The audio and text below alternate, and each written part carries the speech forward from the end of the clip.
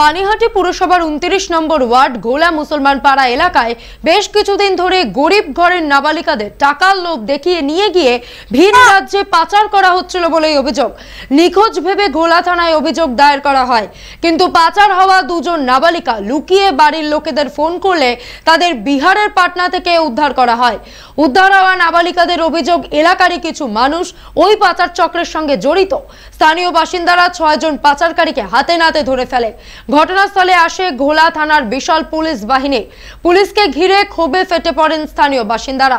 ঘটনাস্থল থেকে 6 জন পাচারকারীকে গ্রেফতার করে ঘোলা থানার পুলিশ। মেয়েটা আমাদের বাড়ি ছিল,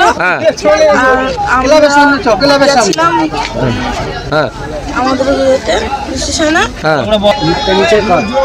ওইখানে আমি বলেছিলাম যে যাবো না, তাও আমি বলেছি জোর করে। তোমাকে জোর জবরদস্তি নিয়ে গেছে? হ্যাঁ। কোথা থেকে? ওখান দিয়ে নিয়ে গিয়ে পাচার করে বিক্রি করতে গিয়েছিল পাটনায়। পাটনা থেকে ধরে আজকে নিয়ে আসা হয়েছে সকাল থেকে। পুলিশ প্রশাসন এখানে রয়েছে, সমিতি ক্লাব মিটিং করছে, কিন্তু আমাদের এলাকায় থাকছে না। পুরো ফ্যামিলি আছে, মেয়ে হচ্ছে দিদি আর জামাইবাবু। বলছি, এরা কি আপনাদের এলাকাতে থাকেন? হ্যাঁ, অনেক মেয়ের সাথে অনেক অনেক এরকম অনেক কেস আছে। এর আগেও কি এরকম পাচার হয়েছিল? চুরি চামারি ওর ফ্যামিলি অনেক কিছু করেছে।